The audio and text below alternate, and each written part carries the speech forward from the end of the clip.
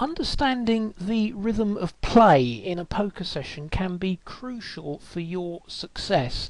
Now, by the rhythm of play, I mean that the way players' moods and their ranges may alter depending upon how the session is going,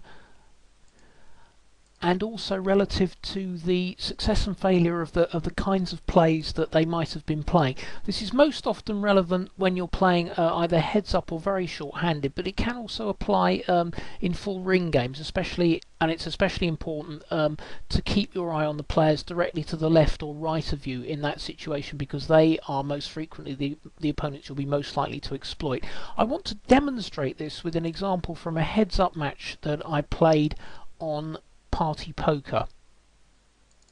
Now, we joined the session probably something like 30 to 40 hands in, and I started off with $500. It's quite a low limit. We're just playing a 3-6 on a 3-6 table, and as you can see, I'm slightly ahead. I've started with $500. I'm up to about 530. Now, my opponent here has not made any particularly noticeable kind of bluffing or particularly aggressive plays when he didn't have full values for that kind of play. So for the moment, I have an impression of him that he's kind of playing his hands more or less to value, and not pushing beyond that. He had a couple of opportunities with drawing hands to make strong plays and didn't take them, and also occasionally he's had quite a strong hand in the heads-up environment and has just played it fairly passively. So we move in to this hand, which, as I said, occurred something like 30 to 40 hands through the session. I've got Queen 6 on the small blind. I open with a raise and he calls. The flop is nice for me, obviously with top pair and a good kicker, but the very drawy possibilities on the flop are slightly worrying. But anyway, he checks, I bet, and he calls. And when the 7 comes down, putting a third club, and it's also a slightly straightening card, he checks, I bet, and now he raises, which is an important moment. Now, in principle, a player here could make a raise. Obviously, a check raise on the turn is a very strong play, but he could make this as a semi-bluff play with a hand that contains just a high club or a 5. And of course, he could also do this with hands that are much stronger than mine, maybe 2 pair hands, or even hands that have paired the 7 are going to be beating me. But my hand is a little bit too strong, in fact it's quite a lot too strong really to fold, although if he does have full value for his raise, I'm likely to be behind. But if he's just paired the 7, then obviously I have a decent number of outs, and the pot odds really oblige me to continue. Certainly in the heads-up game, you can't just give up so easily when you get raised on the turn in situations like this. So I call, and the river is good for me, obviously, because it creates a 2-pair hand.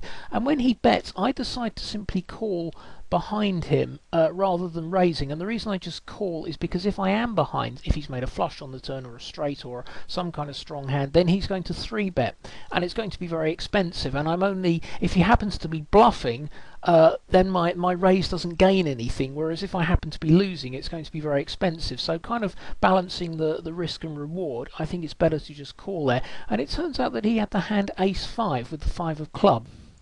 Now, first of all, I must say I actually quite like his play here. He's raised on the turn, with a drawing hand. He's got the open straight draw because the 5 combines with the 4, 6, 7, and he also has the overcard ace, and he has a weak flush draw as well. But his raise is good because I can definitely fold better hands there. If I've got a hand like, Ace-9 or something, or a hand with a 2 or a 4. If I don't have any strong possibilities, there's a fair chance I'll fold a hand like that. So in this particular instance, he was unlucky. My hand was a little bit too strong to fold, but his semi-bluff play was a good try. But I've now noted this because this is the first time that he's made a play like this in the session. So I'm going to be aware of that as the session proceeds.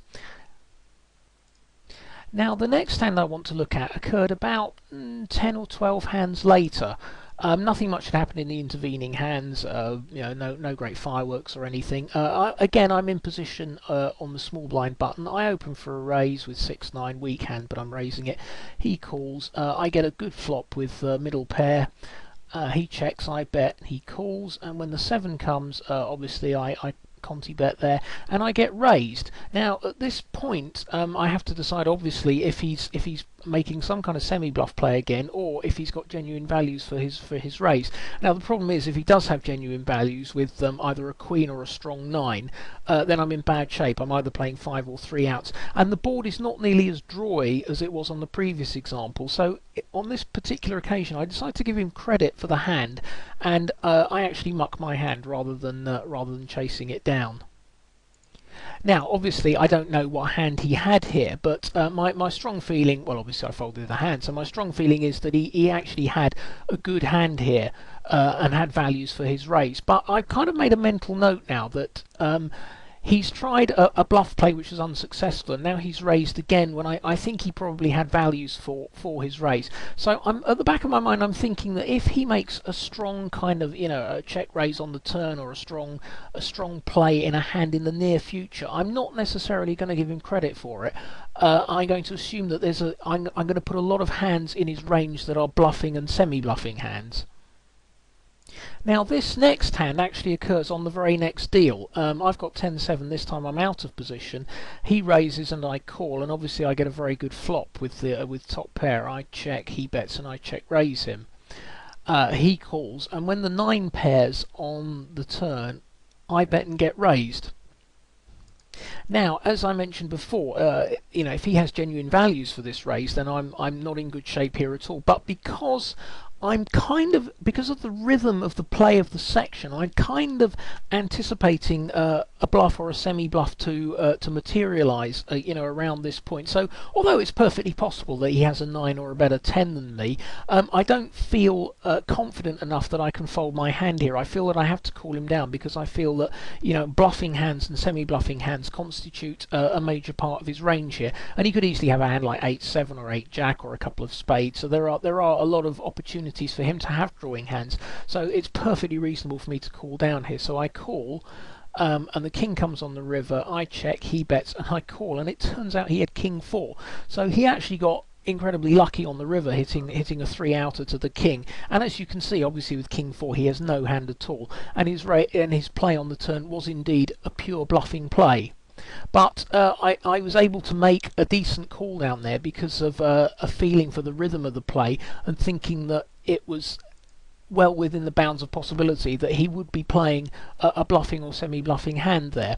However, now that he's been caught out, I have to think to myself that, again, he may tighten up and not make a semi-bluffing play or a bluffing play in the immediate future. So again, because of the way that the rhythm of the session is going, I'm sort of expecting him to tighten up a little bit, and I'll put fewer bluffing and semi-bluffing hands in his range if he makes a strong play in the immediate future. I'm now jumping ahead to a situation that arose about again about 8 or 10 hands further on in the session. It hasn't gone particularly well for either player. It's just been up and down. I've got 8-7 in the small blind. I raise, he re-raises, and I call. Obviously I get a very nice flop because I've got middle pair, and I've also got a gut shot draw, and if he has a normal kind of 3-betting pre-flop hand, he's likely to have overcards, and this flop probably won't have connected with him, so I should have very good equity here. So he bets and I raise, he calls. The 2 is perfectly good. I've got a weak flush draw as well, so he checks, I bet, and he folds straight away. So nothing much to say about that hand, but obviously it's not one that went well for him. Now the next hand I have 3-9 and fold. The next hand I get dealt aces. I raise, he calls. He checks, I bet obviously, and he calls, and when the 6 comes, now he check raises me. Now because, as you remember before, I'm kind of expecting him to have a strong hand when he's check raising me. That's the kind of rhythm of the session, the way the session's going. Although I'm very strong here with the aces, I just decide to flat call. The reason being similar to the reason that there was an earlier hand where I hit the queen on the river, and which gave me a very strong hand, but I simply called. Because if he's very strong here, it's just going to cost me a lot of money if I do raise, because he will cap, and then I'll have to call on the river as well. So I'm kind of losing 3 big bets when I'm behind. And also, if he's bluffing here, I'm not expecting him to be bluffing, but of course it's not out of the question. And if he is bluffing, I want to give him room to continue to bluff. And if I simply raise here, he'll throw away his hand, or at least not bet on the river. So my plan here is just to not lose too much when I'm behind and just hope to pick off his bluffing hands. The 10 comes, he bets, and I call. And in fact, he had a kind of moderate strength hand with Queen 4 and played quite aggressively with the raise on the turn. Obviously, not expecting me to be as strong as having aces, and no doubt when he saw my aces, he was rather fed up. So moving on to the next hand, I get a pair of 10s. He raises. I 3-bet pre-flop with my strong hand. Flop is very nice for me because there are no overcards. I bet. He calls. The king comes on the turn. I bet, and he gives up. So now we have to notice that the session's taken a bit of a downturn for him. He's lost kind of 3 out of the last 4 hands.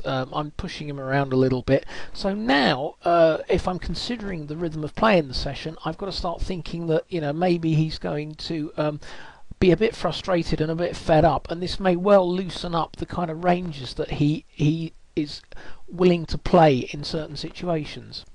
So now moving on directly to the next hand, I get Jack Queen, I raise, and he calls. The flop misses me, but obviously I make a standard continuation bet, and he raises, and this is now a very interesting moment. And the reason this is interesting is because I'm very much expecting him to be a little bit frustrated here with the way the session's going, and to loosen up slightly in terms of the plays that he's prepared to make. Now, if you look at this King 5-5 flop, you can see that it's an extremely dry flop. There are no drawing possibilities at all. He knows that I'm playing a very wide range pre-flop, and that I'm going to continuation bet with virtually all of my hands. And so this is an excellent spot for him to try a bluff. So even though I have like no hand at all, if he's got a king or a 5, it would require a miracle for me to actually win the hand. I'm still quite prepared to call him down here. One of the reasons is that I don't put ace-high hands in his range. If he had a hand like ace-6, it would be a very strange play to make a raise here, because he'd have perfectly good hand for making a call-down play and trying to pick off any bluffs that I might make on the turn or the river. So ace-high hands aren't really in his range. Obviously, king-x and 5x hands are in his range, but there's a huge amount of junk, like he could have 9-7, 10-8, 6-4, any kind of random holding. He could be raising with here, purely visualizing the flop and seeing that it's unlikely to connect with me and playing his hand as a pure bluff. So because of the way that, again, coming back to the rhythm of the session, the way it's going, this is a very good spot to call down, even though my hand is objectively really quite weak.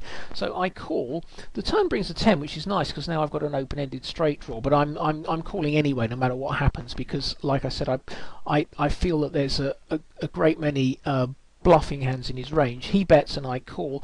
The river makes my decision easy, but because I've got a pair now, so I've got an easy call down. But I was totally prepared to call down the river regardless of what card came on the river, unless of course it gave me a straight, in which case I was raising. He bets, I call, and sure enough he's bluffing with Queen 2.